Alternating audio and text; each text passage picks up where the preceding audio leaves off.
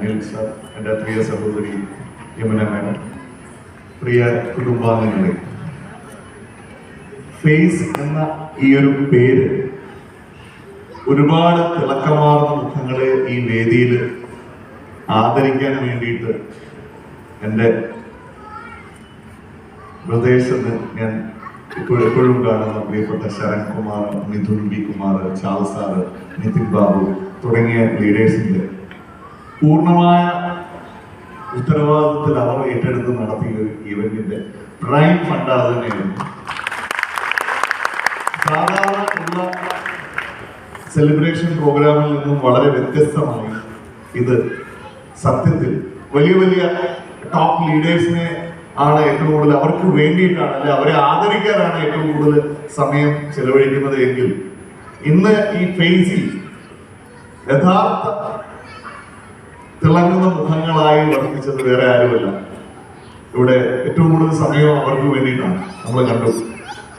നിങ്ങളാകുന്ന കഴിഞ്ഞ മാസവും അതിന് മുമ്പത്തെ മാസങ്ങളും കഴിഞ്ഞ 2-3 ആഴ്ചകൾക്ക് മുമ്പൊക്കെ ആയിട്ട് ഈ ബിസിനസ്സിലേക്ക് കടന്നു വന്ന പുതിയ മുഖങ്ങളാണ് ഇന്ന് ഈ ഫേസ് എന്ന വേദിയിൽ ഏറ്റവും കൂടുതൽ സെലിബ്രേറ്റ് ചെയ്യപ്പെട്ടത്.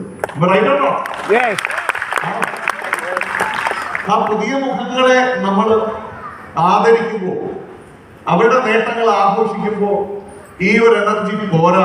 കാരണം വലിയ വലിയ വലിയ നേട്ടങ്ങൾ ഡയറക്ട് സെല്ലിംഗ് ഇൻഡസ്ട്രി രാജ്യത്ത് ചരിത്രം തിരുത്തി കുറിക്കുമ്പോൾ തീർച്ചയായിട്ടും അതിൽ ഏറ്റവും മുൻപന്തിയിൽ നിൽക്കുന്ന അച്ചീവേഴ്സിനെ സംഭാവന ചെയ്യാൻ പോകുന്നത്, ഇതുവരെ ചെയ്തിട്ടുള്ളതും ഇനി ചെയ്യാൻ പോകുന്നതും വേറെ ഒരു കമ്പനിയും ആയിരിക്കില്ല. നമുക്കറിയാം, മൈലേശ്വർ അതിന്റെ സിംഹഭാഗം പ്രൊവൈഡ് ചെയ്യാൻ പറ്റുന്ന ഒരു ഓർഗനൈസേഷന്റെ ഭാഗമാണ് നമ്മൾ ഓരോരുത്തരും. അപ്പോ ആ ഒരു എനർജി വേറെ ഒന്നുമല്ല അങ്ങനെയുള്ള അച്ചീവേഴ്സിനെ പ്രൊഡ്യൂസ് ചെയ്യുന്നത്. അത്തരം അച്ചീവേഴ്സിനെ പ്രൊഡ്യൂസ് ചെയ്യാനായിട്ടുള്ള വളവും വെള്ളവും എന്നൊക്കെ പറഞ്ഞാൽ എന്താണെന്ന് അറിയുമോ? നിങ്ങളെ പോലെയുള്ള ഓരോ ആൾക്കാരുടെയും പ്രോത്സാഹനമാണ്. ഊർജ്ജസ്വലരായി കൈയടിച്ച് പ്രോത്സാഹിപ്പിച്ചെങ്കിൽ മാത്രമേ നിങ്ങൾക്ക് വേണ്ടിയും കൈയടിക്കാൻ ആളുണ്ടാവൂ. വിതച്ചതേ കാരണം വർഷങ്ങൾക്ക് മുൻപ് ഞങ്ങൾ ആദ്യമായി ഈ ബിസിനസ് ചെയ്യുന്ന സമയത്ത് ഞങ്ങൾക്കുണ്ടാകുന്ന ഓരോ ചെറിയ നേട്ടങ്ങളിലും ഒരുപാട് ഭയം ഇതുപോലുള്ള വേദികളെ അഭിമുഖീകരിക്കുമ്പോൾ ഉള്ള ചെറിയ നേട്ടമാണെങ്കിൽ കൂടിയും ആ നേട്ടങ്ങൾക്ക് ഞങ്ങൾക്ക് ലഭിച്ച കയ്യടിയാണ് പിന്നീട് മുമ്പോട്ട് കൂടുതൽ ആർജവത്തോടുകൂടി പോകാൻ നമ്മളെ പ്രേരിപ്പിച്ചത്.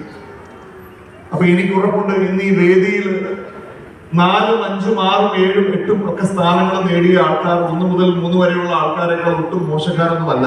ആണോ? ചെറിയ വ്യത്യാസത്തിൽ, ചില വ്യത്യാസത്തിലൊക്കെ ആയിരിക്കാം. അങ്ങനെയാണെങ്കിൽ ഈ ടോപ്പ് 10-ൽ എത്താതെ പോയ ഒരുപാട് ആൾക്കാർ ഇവിടെ ഉണ്ട്.